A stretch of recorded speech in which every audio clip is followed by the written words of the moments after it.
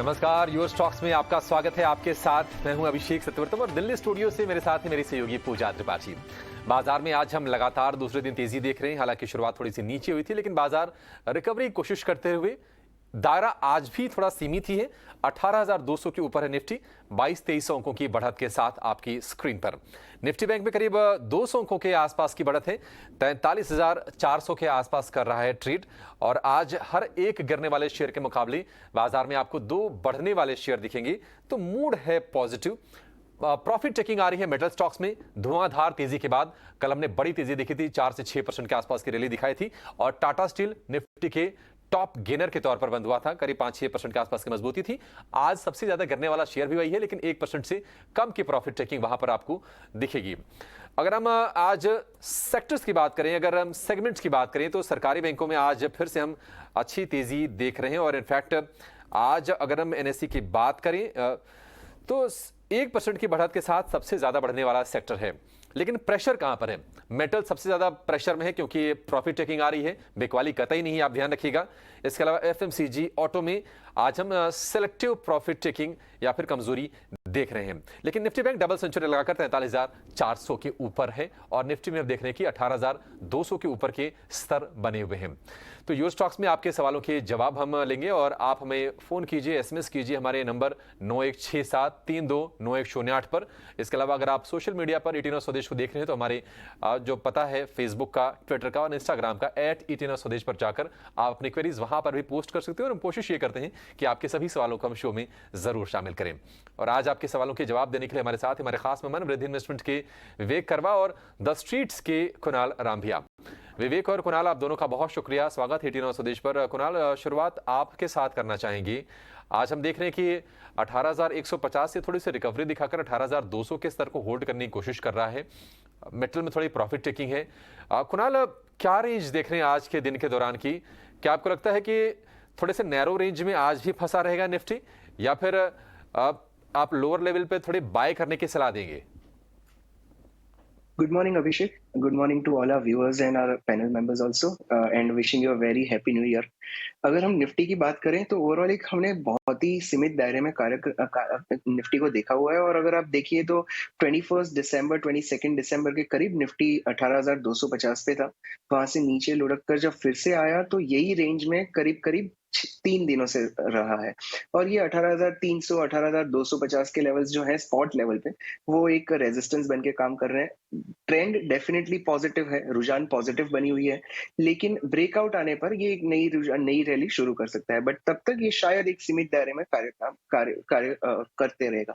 So keeping that in mind, अगर Nifty की बात करें तो बाय ऑन डिप की स्ट्रेटेजी आज के लिए और ये थर्सडे तक हम अडॉप्ट करना चाहेंगे। सपोर्ट लेवल जो ध्यान में रखने हैं हमें वो है 18,085 टू 18,100, जो प्रेजेंट लेवल से 125-130 पॉइंट दूर है। वो एक सपोर्ट लेवल है जहां पे हमें ध्यान रखना होगा। अगर बाय एनी चांस वहां पे आते ही है निफ्टी तो बहुत ही अच्छी बाइंग अपॉर्चुनिटी मिलेगी। बट ओवरऑल यहाँ पे बुलिश अप्रोच ही रखेंगे। और बैंक निफ्टी की बात करें तो हमारा सपोर्ट लेवल है 43,050 टू 43,100 का। ये लेवल को ध्यान में रखते हैं बाय ऑन डिप की स्ट्रेटेजी हम दोनों इंडाइसेस में अडॉप्ट कर सकते हैं।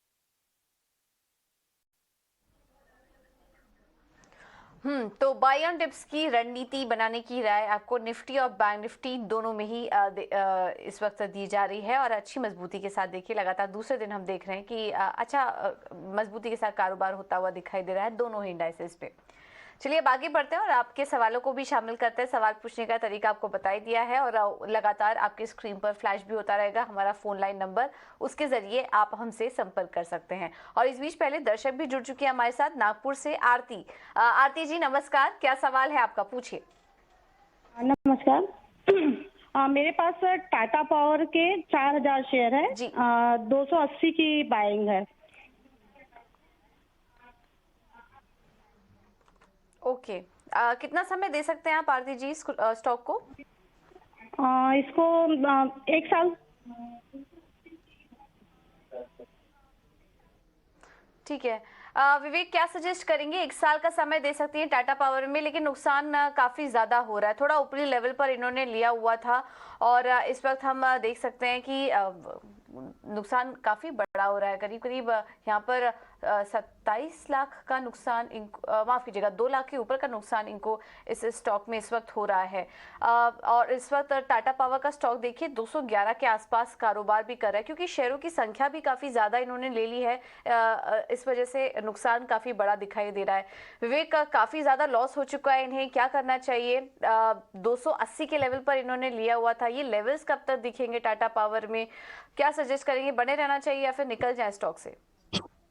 गुड मॉर्निंग पूजा, और गुड मॉर्निंग अभिषेक, सभी को गुड मॉर्निंग और नए साल की हार्दिक शुभकामनाएं।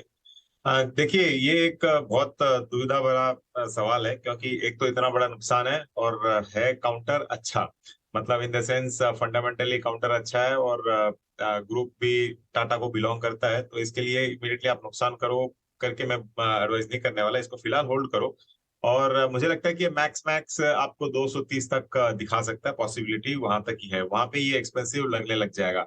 अब देखिए पूजा, एक और चीज मैं यहाँ पे पॉइंट आउट करना चाहूंगा कि जो पावर सेक्टर है, अगर आप 2022 के टॉप परफॉर्मिंग इंडेक्सेस देखो तो उसमें पावर सबसे अव्वल दर्जे पे रहेगा, नंबर 1 आउट परफॉर्मर रहा है पावर सेक्टर, और उसके बाद में दूसरे सेक्टर रहे। तो जब 2022 में इतना बड़ा अगर परफॉर्मर रहा है पावर सेक्टर, अब कोई जरूरी नहीं है 23 में भी वही परफॉर्मेंस रिपीट हो।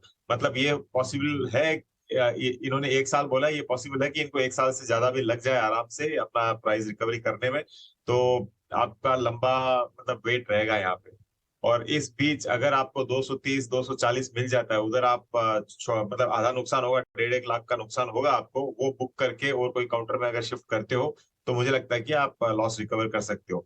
मैं वापस रिपीट करता हूँ, 2022 में टॉप परफॉर्मर था पावर, तो इसके लिए मैं नहीं एक्सपेक्ट कर रहा हूँ कि 23 में वैसा ही परफॉर्मेंस देगा वापस।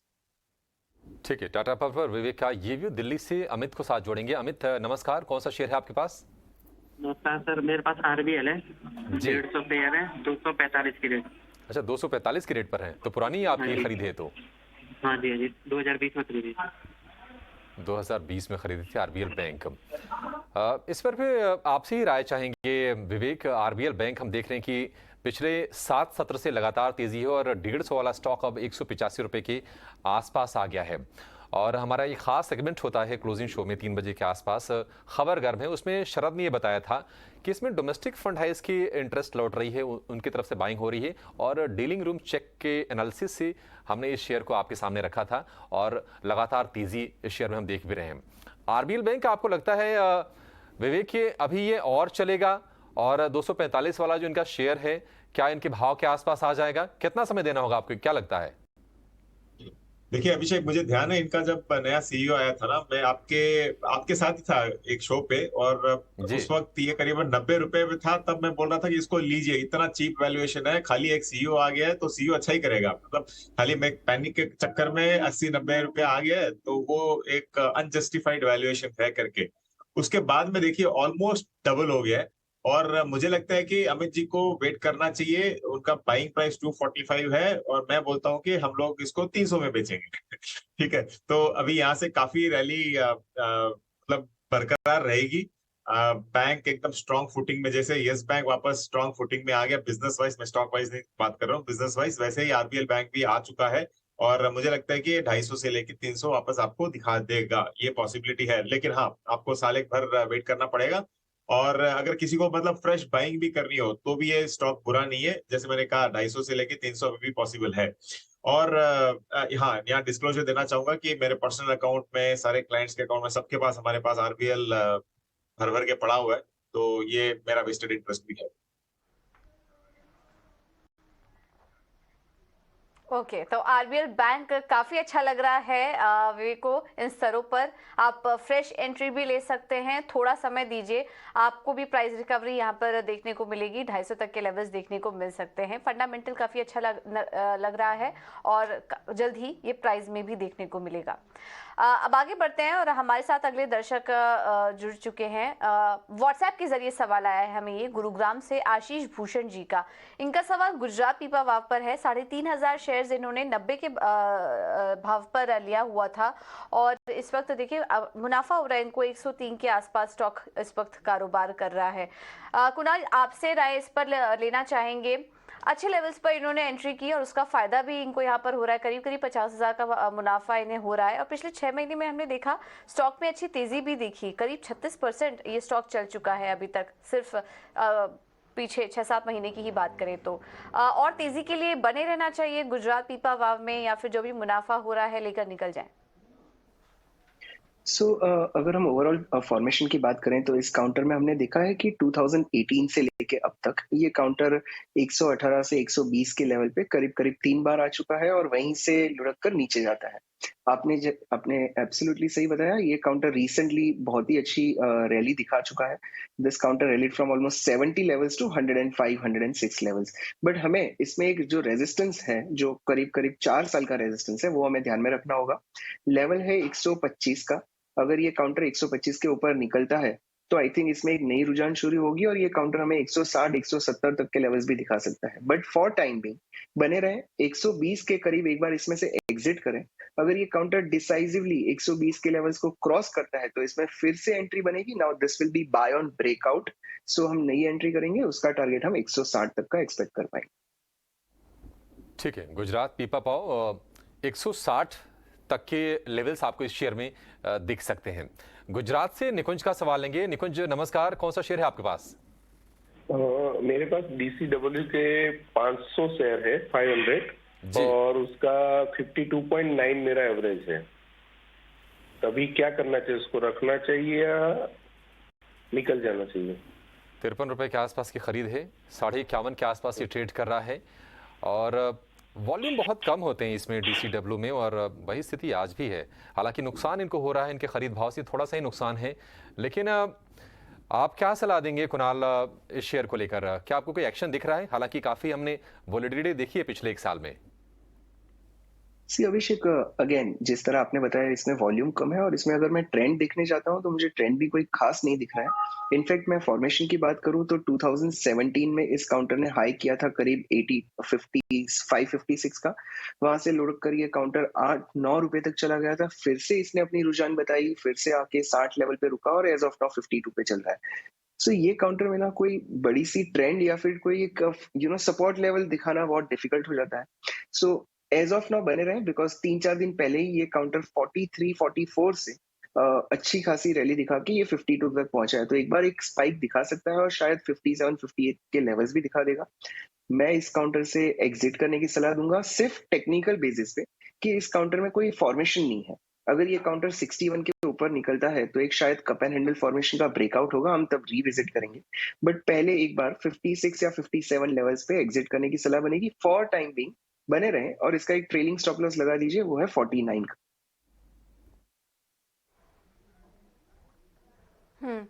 ओके, तो स्टॉप लॉस के साथ होल्ड करिए, ये ज़्यादा बेहतर होगा इस शेयर में। और कोई भी आपको रैली दिखती है, एग्जिट करने की राय दी जा रही है DCW से।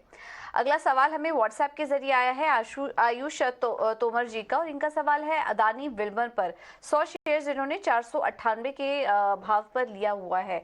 ऐसा लग रहा है कि जब बीच में स्टॉक में जब गिरावट आई थी उस लेवल पर इन्होंने यहाँ एंट्री ले ली है और उसका देखिए क्लियरली फायदा भी हो रहा है। सही समय पर एंट्री लिया, स्टॉक उसके बाद चलना शुरू हुआ और इस वक्त 600 के आसपास कारोबार कर रहा है, तो अच्छा गेन हो रहा है इनको इस स्टॉक में। विवेक, क्या करना चाहिए अदानी विल्मर में?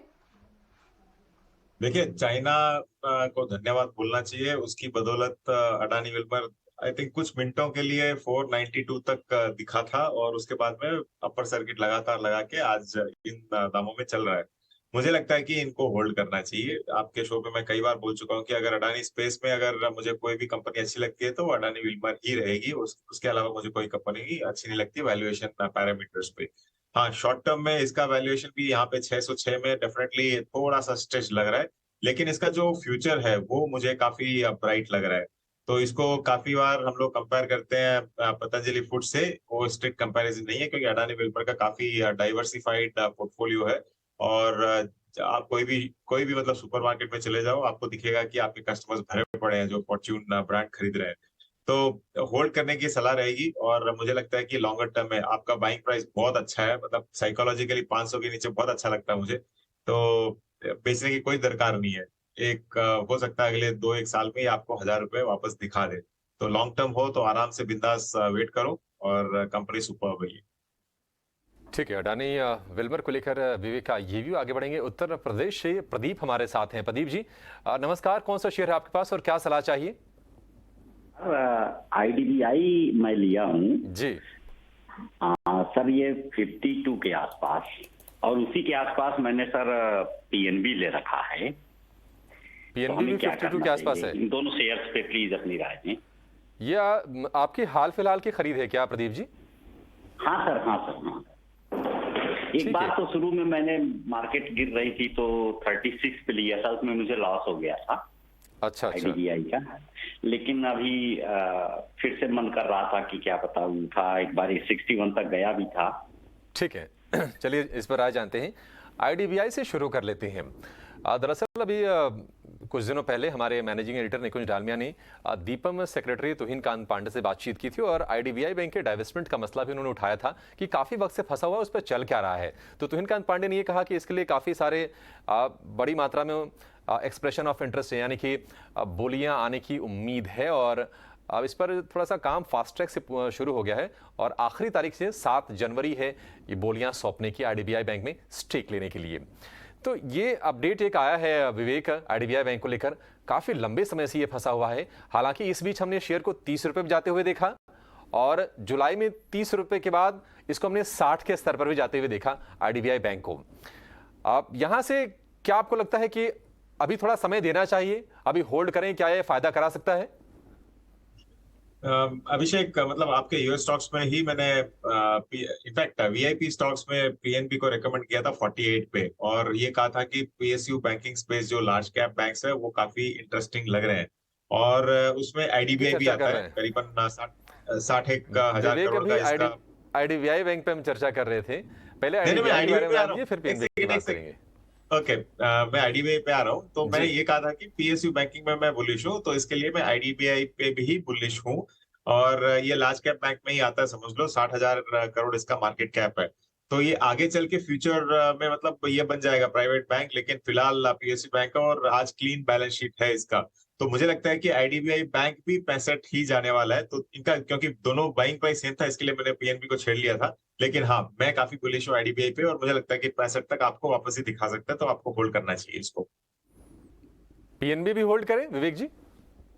PNB तो मैं बाई की रिकमेंडेशन दे रहा हूँ, ये मैं बोल रहा था शुरुआत में कि PNB तो मुझे बहुत अच्छा लगता है। 48 में मैंने VIP में शायद टारगेट 72 का दिया था और वो 72 दिखा दूंगा मैं आपको।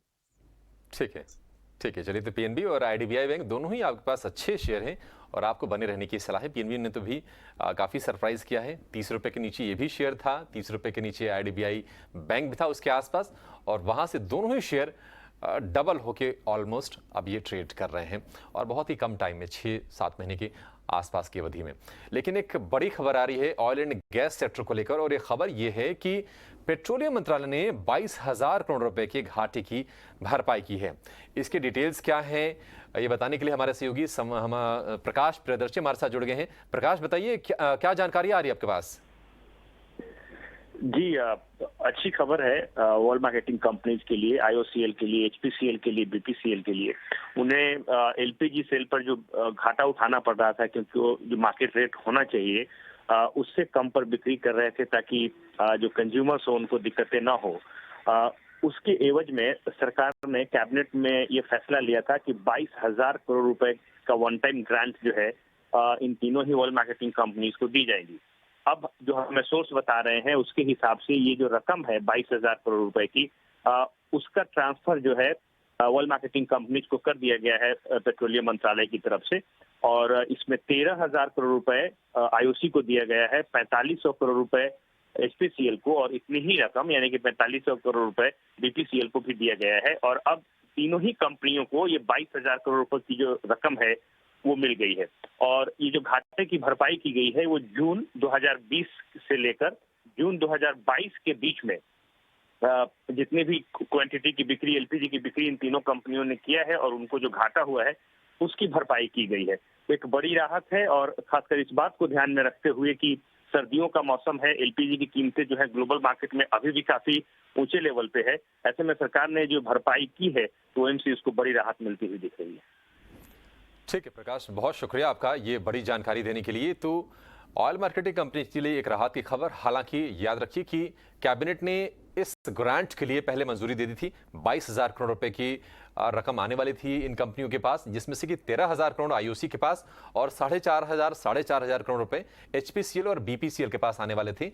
अपडेट ये है, इसमें एक्सक्लूसिव खबर ये है कि ये पैसे जो मिलने थे वो पैसे इन कंपनियों के पास आ गए हैं। तो ये एक बड़ी राहत, और हम देख रहे हैं कि शेयर भी बढ़त के साथ ही ट्रेड कर रहे हैं। आईओसी के पास सबसे ज्यादा पैसे आए और सबसे ज्यादा चढ़ने वाला शेयर भी है। दिन के ऊपरी स्तरों के आसपास 1% की तेजी इसमें हम देख रहे हैं। अगला सवाल लेंगे हम व्हाट्सएप के जरिए है गुरुदत्त जी का। थायरो केयर को लेकर इन्होंने व्हाट्सएप किया है। इनके पास है 400 शेयर 700 रुपए के भाव पर। आपसे कुणाल जानना चाहेंगे थायरो केयर के बारे में। हमने लगातार इसमें तेजी देखी, आज भी देखिए इसमें बढ़त के साथ ही कारोबार हो रहा है। हालांकि कोविड को लेकर जब थोड़ी सी चिंताएं उभरी चीन से, अमेरिका से, ब्राजील और बाकी देशों से, उस दौरान हमने तमाम डायग्नोस्टिक्स स्पेस में स्टॉक्स को चढ़ते हुए देखा। थायरो केयर आपको क्या लगता है कि अभी और चलेगा या फिर इसमें भी थकान आएगी जैसा कि बाकी कंपनियों में हम देख रहे हैं? अभिषेक, अगर हम थायरो केयर की स्पेसिफिकली बात करें तो एक ब्रॉडर कंसोलिडेशन हमने ये काउंटर में देखा, एक बड़ा सा फॉल देखा पहले तो, और फिर ये साइडवेज कंसोलिडेशन में आ गया, और ये कंसोलिडेशन मई 2022 से लेके अब तक का है।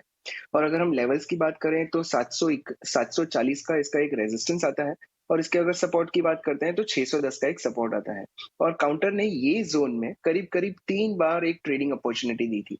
इनफैक्ट सबसे बड़ा ट्रैप जो बना है ये काउंटर में वो है 21 दिसंबर को, जब ये काउंटर चढ़ा था करीब करीब 15%, और नेक्स्ट डे ये काउंटर 11% नीचे आ गया। बहुत सारे लोगों ने इस ब्रेकआउट को कंसीडर करके बाय किया था, बट ये ब्रेकआउट था 740 के ऊपर। एज ऑफ नाउ अगर हमारे व्यूअर का थोड़ा लंबी अवधि का नजरिया है तो इस काउंटर में बने रहने की सलाह। इनफैक्ट ये लेवल पे थोड़ा सा नया बाइंग कर सकते हैं। रीजन बीइंग हमारा स्टॉप लॉस 600 लेवल का होगा, जो प्रेजेंट लेवल से बहुत ही नजदीक है, और इसमें अगर स्पाइक आता है तो एक बार 700 के लेवल पे एग्जिट करने की सलाह बनेगी। काउंटर 740 के ऊपर सस्टेन करता है तो इसमें शायद एक नई रुझान बन सकती है। हम उस समय एक बार रिविजिट करके इसका व्यू फिर से। सभी सवालों को शामिल करता है। व्हाट्सएप के जरिए हमें आनंद जी का सवाल आया है, और इनका सवाल है महानगर गैस पर 50 शेयर्स इन्होंने 880 के भाव पर ले लिया हुआ है। काफी ऊपरी स्तरों पर खरीदा हुआ है, क्योंकि अभी एमजीएल के लेवल्स पर नजर डालें तो 858 के पास कारोबार कर रहा है। हालांकि आज 1.5% की मजबूती जरूर दिख रही है स्टॉक में, लेकिन इनकी जो खरीद है वो काफी ऊपरी लेवल की लग रही है, और वहां से नुकसान ही देखने को मिल रहा है। इनको भी करीब 1000 रुपए के आसपास का नुकसान हो रहा है। कुणाल, क्या सजेस्ट करेंगे? खरीद भाव तो इनका 880 का है, कब तक रिकवरी देखने को मिलेगी महानगर गैस के प्राइस में? इनके लेवल्स कब तक आएंगे? पूजा, खरीदी तो डेफिनेटली ऊपर के प्राइस की है, बट अगर मैं ट्रेंड की बात करूं तो इस काउंटर ने जून की जो बॉटम बनाई थी करीब करीब 675 के लेवल की, वहां से एक बहुत ही अच्छी साइलेंट ट्रेंड ओपन की है। अगर मैं ट्रेंड की बात करूं तो हायर टॉप हायर बॉटम बहुत ही अच्छे से बन रहे हैं। एक बड़ा सा रेजिस्टेंस है जो 920 के लेवल का है। आप देखिए वहां पे काउंटर ने करीब करीब 4 बार टेस्ट किया, बट वहीं से लुढ़का हुआ है, बट ट्रेंड पॉजिटिव है। सो मैं इस काउंटर में डेफिनेटली बने रहने की सलाह दूंगा। इनफैक्ट हमारे व्यूअर के पास अगर पॉसिबल हो तो इस लेवल पे बाइंग करने की सलाह दूंगा, और वो नई बाइंग का स्टॉप लॉस बनेगा 620 का, माफ करिएगा 820 का।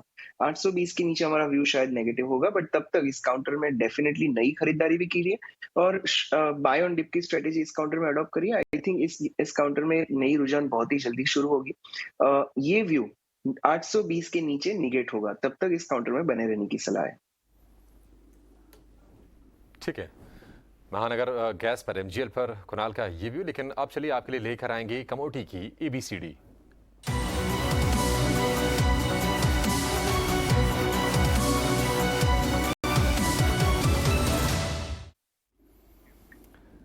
विश्व मोहन हमारे साथ जुड़ गए हैं रोज की तरह कम्युनिटी की एबीसीडी लेकर, जहां पर फिर से एक तरह से हम रिकैप कर रहे हैं। अगर आपने लास्ट ईयर ये सीरीज मिस की है तो फिर से आपका ज्ञानवर्धन करने के लिए विश्व मोहन जुड़ते हैं। विश्व मोहन, बताइए आज क्या टॉपिक है, क्या सिखा रहे हैं आप?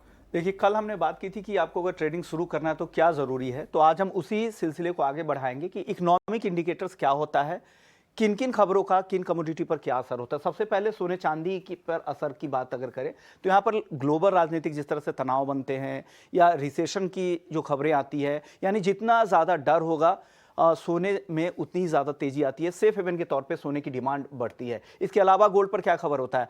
करेंसी से इसकी विपरीत चाल होती है, क्योंकि दूसरे करेंसी में अगर आप होल्ड करते हैं तो उसमें तेजी मंदी आ जाती है।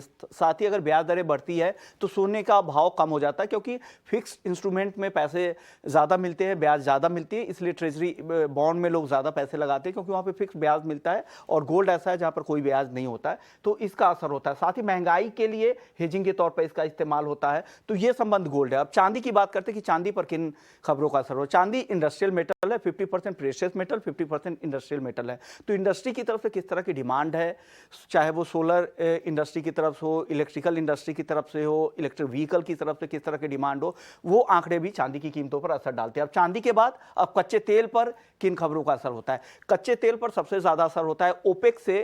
ओपेक के जो भी मेंबर है या नॉन ओपेक के मेंबर्स है, उनकी तरफ से उत्पादन किस तरह से है, उत्पादन में बढ़ोतरी या कमी किस तरह से की जा रही है। साथ ही इंटरनेशनल एनर्जी एजेंसी हो, EIA के जो डेटा US से आते हैं हर हफ्ते, वहाँ पर किस तरह के स्टॉक के आंकड़े आ रहे हैं, उसका असर कच्चे तेल पर सबसे ज़्यादा होता है।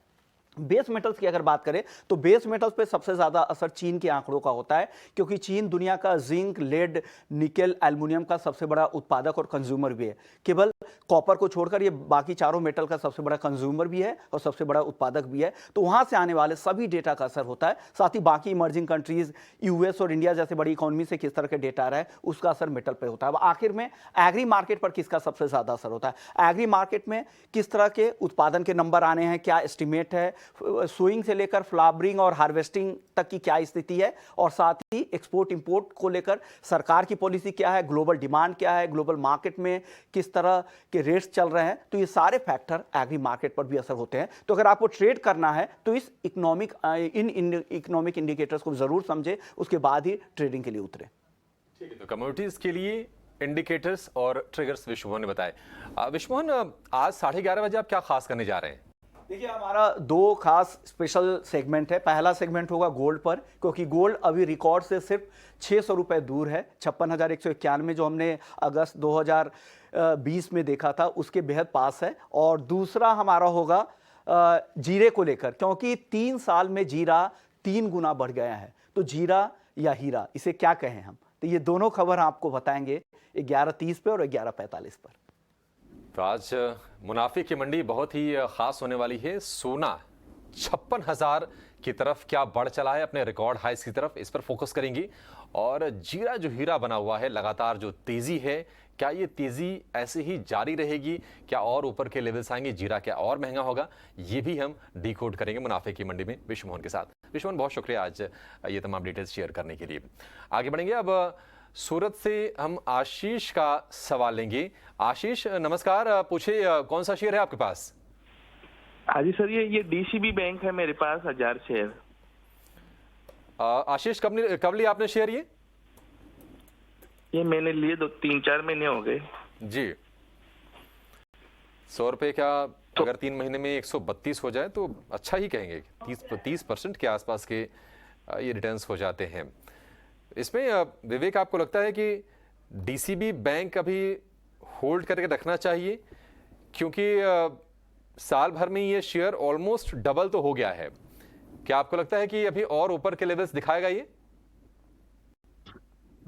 अभिषेक, मुझे ये RBL बैंक का छोटा भाई लगता है, और लग रहा है कि ये आपको 150 से लेके 160 तक स्टॉक दिखा सकता है, पॉसिबिलिटी है। बैंक का परफॉर्मेंस बहुत अच्छा है, फाइनेंशियल वाइज, वैल्यूएशन वाइज काफी चीप लग रहा है अभी, इसके लिए मैंने बोला कि फेयर वैल्यू अराउंड 160 रहेगा इसका। और बहुत ज्यादा अग्रेसिव नहीं हो RBL बैंक के जैसे, क्योंकि इसका मार्केट कैप बहुत छोटा है, 4000 करोड़, लेकिन हाँ, मुझे लगता है कि काफी वैल्यूएशन चीप है, तो आपको इसको रखना चाहिए। और पिछले 3-4 करीबन 3 क्वार्टर से ये आपको पॉजिटिव रिजल्ट्स भी दिखा रहा है। जब बैंक्स खराब रिजल्ट्स दिखा रहे थे, ये अच्छा रिजल्ट दिखा रहा था। तो इस बेसिस पे मुझे लगता है कि एक बाई रहेगा ये, और इसका ग्रॉस NPA काफी रिड्यूस होके करीबन 3.9% पे है आज के दिन, तो वो भी एक स्ट्रेंथ पॉइंट है। तो होल्ड करो आप, 3-4 महीने हो गए, मुझे लगता है कि और 3-4 महीने में आपको ये 155 से लेके 160 तक दिखा सकता है। 155 से 160 के लेवल्स देखने को मिल सकते हैं DCB बैंक में, तो बने रहने की राय आपको दी जा रही है। व्हाट्सएप पर असीम शेख जी का सवाल आया है, बैंक ऑफ महाराष्ट्र पे 2000 शेयर 30 रुपए के भाव पर इन्होंने लिया हुआ है और हम फिर देख रहे हैं 2023 की शुरुआत में ही फिर से वापस से सरकारी बैंकों में एक तेजी दिखाई दे रही है और इनको भी अच्छा मुनाफा हो रहा है। शेयरों की संख्या भी 2000 है, इस वजह से 3000 के आसपास का मुनाफा भी इनको इस स्टॉक में हो रहा है। कुणाल, क्या सजेस्ट करेंगे बैंक ऑफ महाराष्ट्र में और तेजी के लिए रुकें? सो पूजा, हमने देखा कि bank of Maharashtra, central bank और आईओबी में तीनों में जो अनाउंसमेंट हुई थी उसकी वजह से ये काउंटर में बहुत ही अच्छी रुझान अभी भी बनी हुई है। इनफैक्ट बैंक ऑफ महाराष्ट्र में एक छोटा सा डिक्लाइन हमने देखा था 36 लेवल से ऑलमोस्ट 26 लेवल्स तक का, वहीं से हमने बहुत ही शानदार रिकवरी भी देखी है। सो यस, काउंटर तो बहुत ही अच्छा लग रहा है। एक ट्रेलिंग स्टॉप लॉस लगाना होगा इसमें, वो है 28.5 का। अगर ये काउंटर 28.5 के नीचे अब जाता है तो हमें थोड़ी सी एहतियात बरतनी होगी, अदरवाइज बने रहेंगे ये काउंटर में। आई थिंक इस काउंटर में 40 के लेवल्स के ऊपर करीब 55 तक के लेवल्स आने की पॉसिबिलिटी है। ये थोड़ा लंबा व्यू मैं शेयर कर रहा हूँ, बट शायद इन्हें ये अच्छी एक गाइडलाइन की तरह सर्व करेगा। 28.5 के स्टॉप लॉस से बने रहे, 40 के ऊपर ये काउंटर 55 तक के लेवल्स दिखा सकता है। ठीक है, बैंक ऑफ महाराष्ट्र 55 तक के लेवल्स दिखा सकता है। आगे बढ़ेंगे, दिल्ली से मनीष का सवाल लेंगे और इन्होंने ट्विटर के जरिए हमें अपनी क्वेरी शेयर की है। इनके पास है पीवीआर के 1000 शेयर 1350 रुपए के भाव पर और अब इसका भाव है 1700 रुपए के ऊपर 1732 रुपए। तो लोअर लेवल पर लिया है और प्रति शेयर करीब करीब 400 रुपए के आसपास का मुनाफा इसमें हो रहा है। हमने 2200 रुपए के भी स्तर पिछले साल देखे, उसके बाद थोड़ा सा साइडवेज रहा है पीवीआर का शेयर, लेकिन उम्मीद ये करेंगे कि इस साल कुछ बड़ी रिलीज होंगी। अब लास्ट ईयर थोड़ा सा लैकलस्टर परफॉर्मेंस था, मल्टीप्लेक्सेस को लेकर लोगों का रुझान भी कम था। अब कहीं ना कहीं लोग धीरे धीरे अब लौटना शुरू कर चुके हैं सिनेमा हॉल्स की तरफ। पीवीआर आपको लगता है विवेक कि इस साल एक बढ़िया चाल दिखा सकता है, पिछले साल से बेहतर? तो अभिषेक, मतलब बढ़िया रिलीज होए नहीं होए, कोविड रिलीज नहीं होता तो पीवीआर अच्छा करेगा। तो ये आज का स्टेटस है इसका। और देखिए आज ऑलमोस्ट मोनोपोली के और दौड़ रहा है पीवीआर, क्योंकि आइनॉक्स और पीवीआर का मर्जर भी ऑन ट्रैक है और बोल रहे हैं कि बाई जनवरी इस महीने ये कंप्लीट हो जाना चाहिए। तो फिर आपको अगर ऑर्गेनाइज्ड लिस्टेड प्लेयर चाहिएगा तो मेजरली खाली पीवीआर है, सिनेपोलिस वगैरह सब छोटे छोटे इसमें आ जाते हैं। तो बिग प्लेयर चाहिए तो सिर्फ पीवीआर ही रहेगा। और अगर ये कोविड का सिचुएशन जो लग रहा है कि नहीं होगा इतना सीरियस कंडीशन, अगर वो नहीं होता है तो आई थिंक ये स्टॉक अभी भी गुड टर्म्स पे है और मुझे लगता है कि आपको 2000 के ऊपर वापस मिल जाता है अगर नॉर्मल सिचुएशन रहे तो आई थिंक इनको होल्ड करना चाहिए। वैल्यूएशन थोड़ा सा स्ट्रेच लग रहा है, लेकिन हाँ, पीवीआर भी कई बिजनेस वर्टिकल्स मतलब फूड बिजनेस में जबरदस्त काम कर रहे हैं लोग अभी, तो मुझे लगता है कि 2000 जाएगा।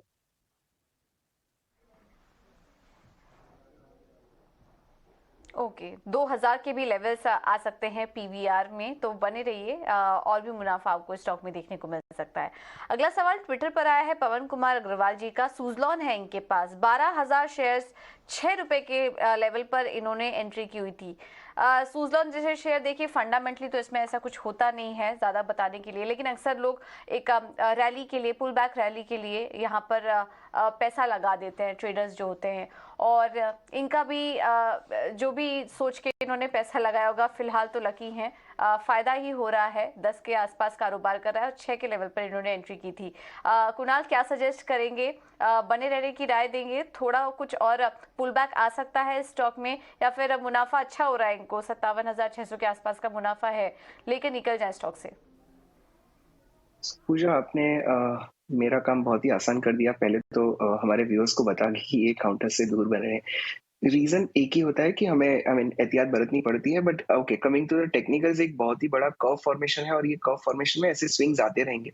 इसका एक जो नियरेस्ट रेजिस्टेंस है वो मैं बता रहा हूँ, और वो है 11 रुपया 25 पैसा। अगर ये काउंटर 11.25 के ऊपर निकलता है तो शायद एक 12 रुपये तक का रैली दिखा सकता है, और 12 के ऊपर शायद 13.5 तक के लेवल्स दिखाएगा। आई वुड सजेस्ट, अगर थोड़ा सा यहाँ पे होल्डिंग कैपेसिटी और रिस्क एपेटाइट है तो बने रहे। एक स्टॉप लॉस बना दीजिए इस काउंटर में, और वो है 10 रुपया 20 पैसे का। अगर ये 10 रुपया 20 पैसे के नीचे आता है तो हमारा व्यू शायद चेंज होगा। अदरवाइज इस काउंटर में बने रहे और करीब 11.75 11.80 के लेवल्स पे एक बार एग्जिट कर दें। और हो सके तो there are many other better counters जहाँ पे एक बड़ी पोजीशन बनाई जा सकती है, और थोड़ी हमें फंडामेंटली सपोर्ट भी होता है उस काउंटर में बनने की कोशिश करें। But yes, undoubtedly preferred choice of the trader इस काउंटर में बने रहने की सलाह होगी। स्टॉप लॉस बनेगा 10 रुपया 20 पैसा और टारगेट बनेगा 11 रुपया 80 पैसा। ठीक है, ट्रेड करना हो 10 रुपये 20 पैसे का स्टॉप लॉस, 11 रुपये 80 पैसे का टारगेट सुज़लॉन के लिए होल्ड करने की सलाह है फिलहाल इसको। आगे सवाल लेंगे अहमदाबाद से जिग्नेश हमारे साथ फोन लाइन पर जुड़ गए हैं। जिग्नेश जी नमस्कार, कौन सा शेयर है आपके पास? नमस्कार सर जी। मैंने सुला वानिया दिया है 357 पर 442, तो अभी वो लो चल रहा है, तो मुझे बने रहना चाहिए या एग्जिट कर लेना चाहिए? जिग्नेश जी आपने आईपीओ के बाद लिए क्या शेयर ये? मैंने सुला वानिया दिया है। जिग्नेश जी काम कीजिए, अपने टीवी का जो वॉल्यूम है ना उसको सर कम कर दीजिए, उससे हमारी आवाज आप तक साफ जाएगी, आपकी आवाज हमारे तक साफ आ जाएगी।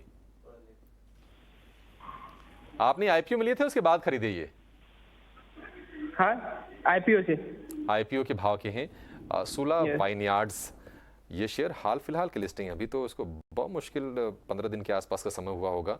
22 दिसंबर को इसकी लिस्टिंग हुई थी और उसके बाद हम देख रहे हैं कि ऊपर नीचे एक कहीं ना कहीं एक दायरे में ही ये ट्रेड कर रहा है।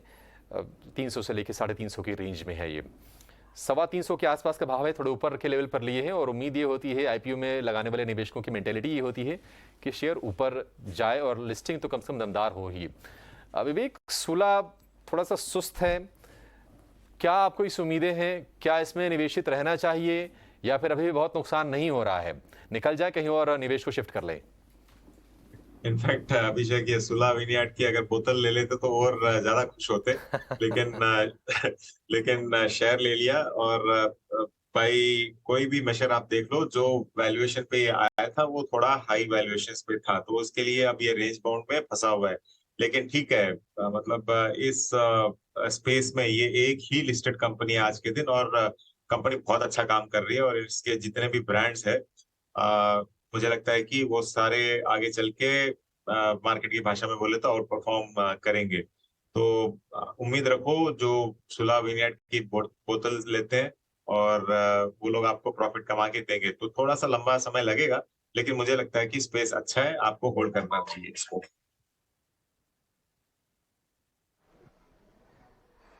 बिल्कुल, तो अच्छा स्पेस है, होल्ड करके रख सकते हैं सुला वाइनयार्ड्स। जिसमें थोड़ा नुकसान हो रहा है लेकिन आगे यहाँ पर तेजी के लिए आप अभी भी बने रह सकते हैं स्टॉक में। पंजाब से हमारे साथ संदीप जुड़े हैं फोन लाइन के जरिए। संदीप जी नमस्कार, क्या सवाल है आपका, पूछिए। नमस्कार मैडम जी।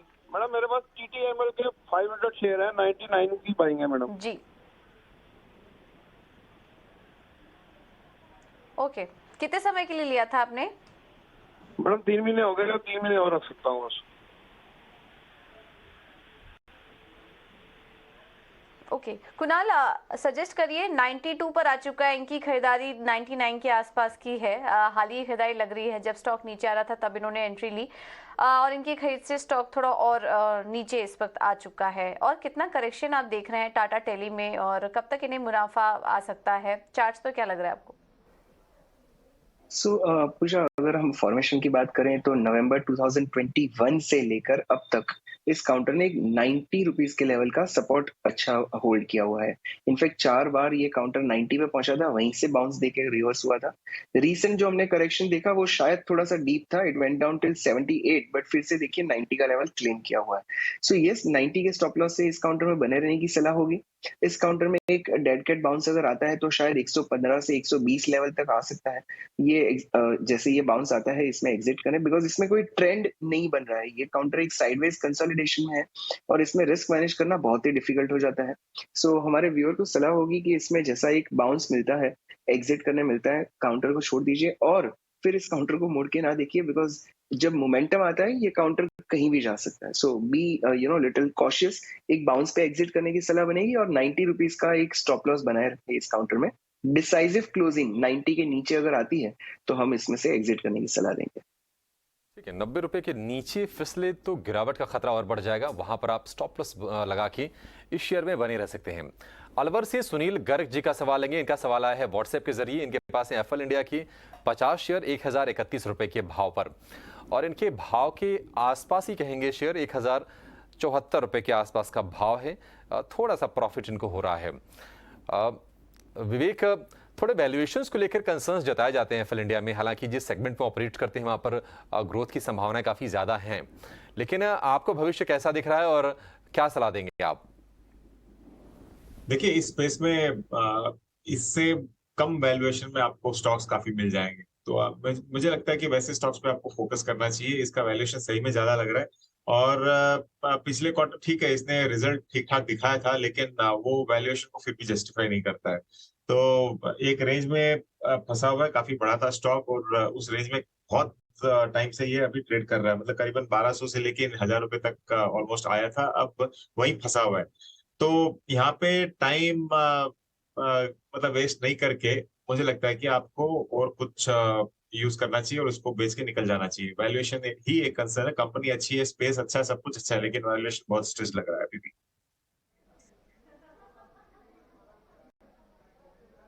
वैल्यूएशन में अभी और भी थोड़ी दिक्कत है एफएल के स्टॉक में, तो ये राय आपको दे दी गई है। चलिए अब आगे बढ़ते हैं, और मुंबई से दीपक हमारे साथ जुड़े हैं फोन लाइन के जरिए। दीपक जी नमस्कार, किस स्टॉक पर सवाल है आपका?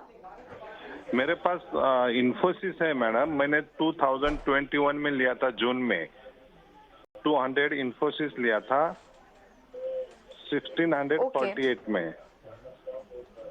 हेलो,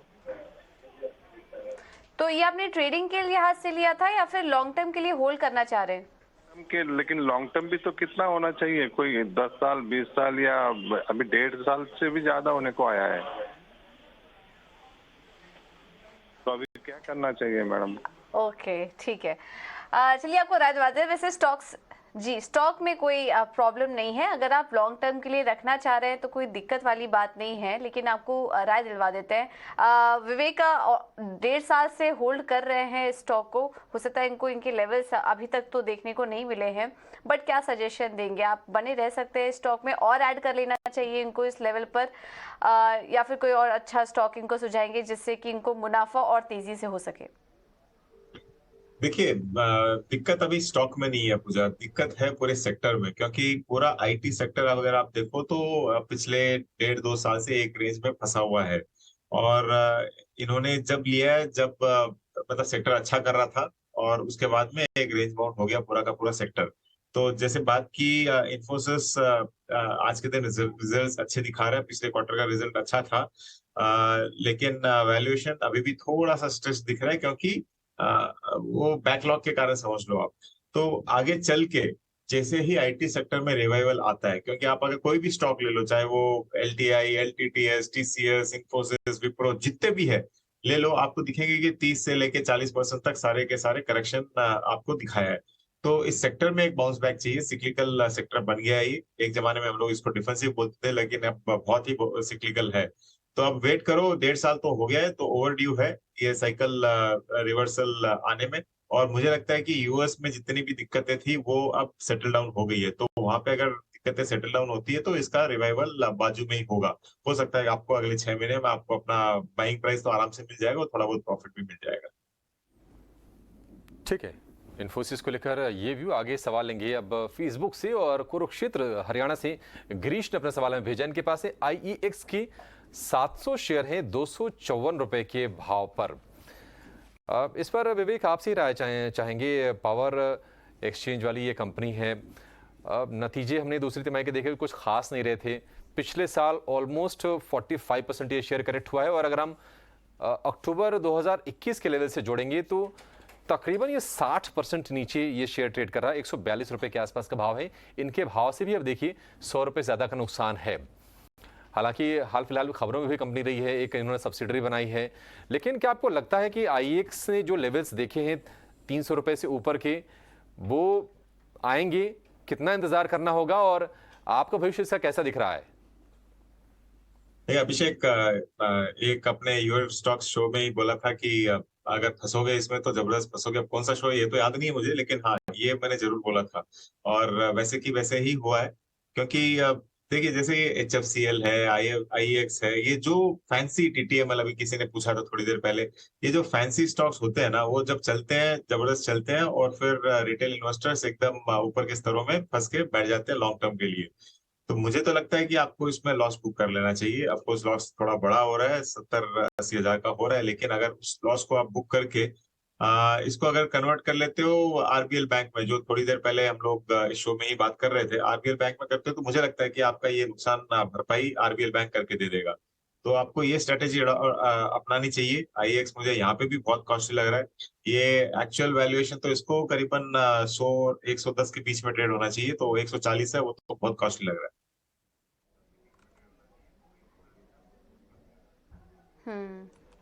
ओके तो आईएक्स पर ये रहे। और देखिए ऐसे ही कुछ स्टॉक पर तो एक और सवाल आया है, आकाश का व्हाट्सएप पर सवाल हमें आया है टाटा एलेक्सी पर, और इस स्टॉक में भी ऐसा ही कुछ मोमेंट देखने को मिला। जब चला तो काफ़ी अच्छा चला, 10,000 तक के लेवल्स भी हमने ऊपरी स्तरों पर देखे, लेकिन फिर जब गिरना शुरू हुआ तो गिरावट भी काफ़ी ज़्यादा देखने को मिली और 5,000 से नीचे भी फिसल गया था ये स्टॉक। बट आकाश जी ने काफ़ी अच्छे लेवल्स पर एंट्री ली। अब ये पहले की खरीद है या फिर इन्होंने हाल फिलहाल में गिरावट में एंट्री ली है, ये तो अभी नहीं संपर्क हो पाए इनसे, लेकिन काफ़ी अच्छा मुनाफा इनको इस स्टॉक में हो रहा है इस शेयर में, और 6,390 के आसपास टाटा एलेक्सी इस वक्त कारोबार भी कर रहा है। कुणाल, सजेस्ट क्या करेंगे इन्हें टाटा एलेक्सी में?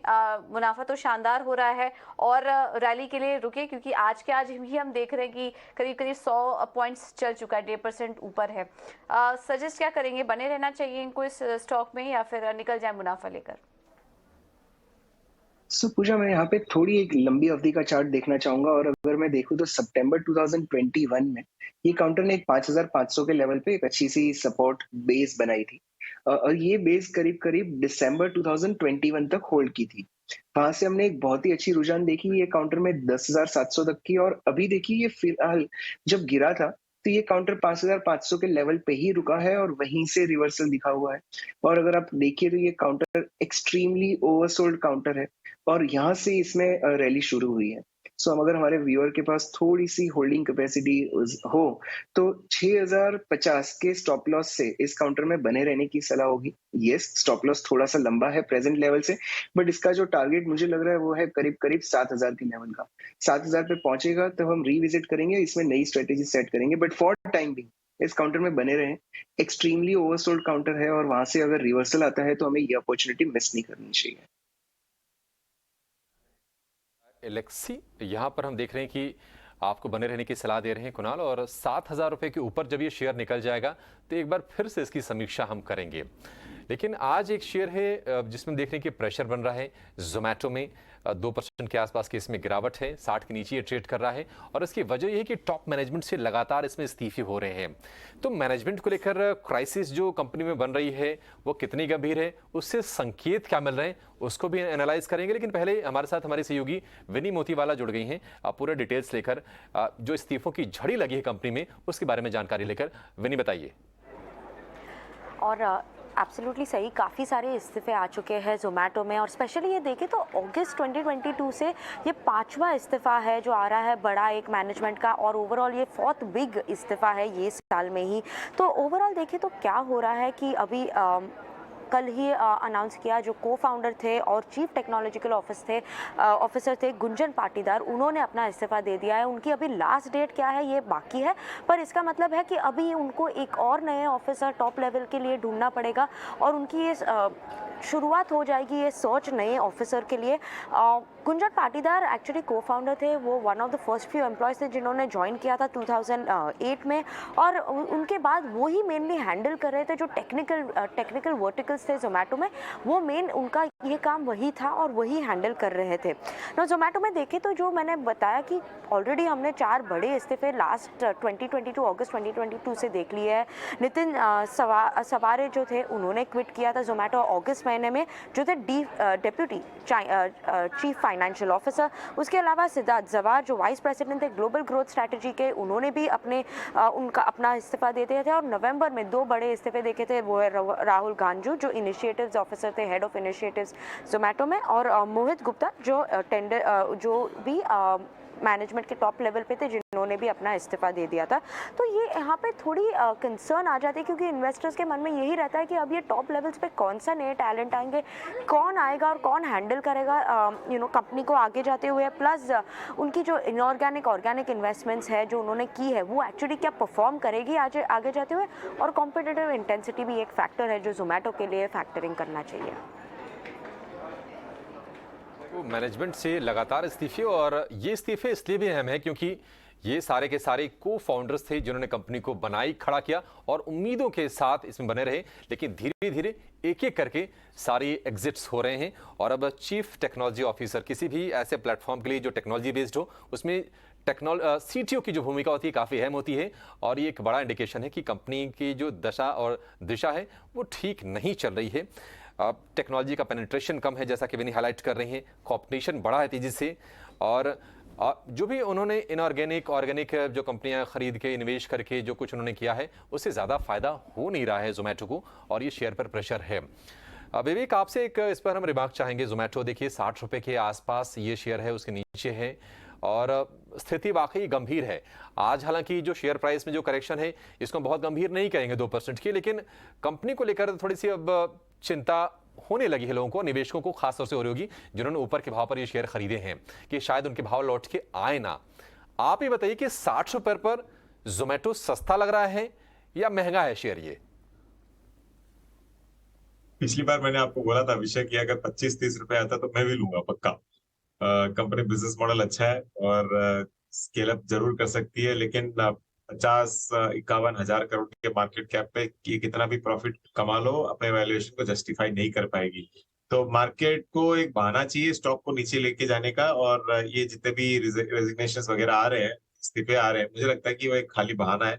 और अगर 25 रुपये से लेके 30 रुपये, अब हाँ, ये सुन के कई दर्शक मुझे मनी मन डांटने वाले, कोसने वाले हैं, लेकिन हाँ मुझे लगता है कि 25 रुपया या 30 रुपया आता है तो मैं भी लूंगा।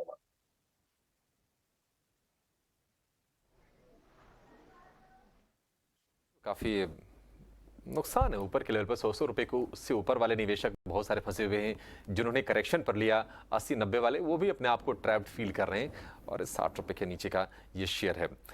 बहरहाल इस शो को समेटने का समय आ गया है। 18,200 का जो स्तर है उसको निफ्टी होल्ड कर रहा है हल्की सी बढ़त के साथ। आज हम देख रहे हैं कि इंश्योरेंस वाले स्टॉक्स जो हैं, जो लाइफ इंश्योरेंस में, वहां पर तेजी है। HDFC लाइफ, SBI लाइफ आज निफ्टी को लीड कर रहे हैं। उसके नीचे है एक्सिस बैंक का शेयर। दूसरी ओर कोई भी ऐसा शेयर नहीं है जहां पर 1% से ज्यादा की कमजोरी हो। मेटल स्टॉक्स में थोड़ी सी प्रॉफिट टेकिंग हम देख रहे हैं। आज भी अगर हम वॉल्यूम की बात करें, अगर एक्टिव स्टॉक की बात करें, तो करीब करीब 3 करोड़ शेयरों के सौदे हो चुके हैं टाटा स्टील में। चलिए कुणाल और विवेक, आप दोनों का बहुत शुक्रिया समय देने के लिए और हमारे तमाम दर्शकों के सवालों की जवाब देने के लिए। फिलहाल मुझे और पूजा को दीजिए इजाजत।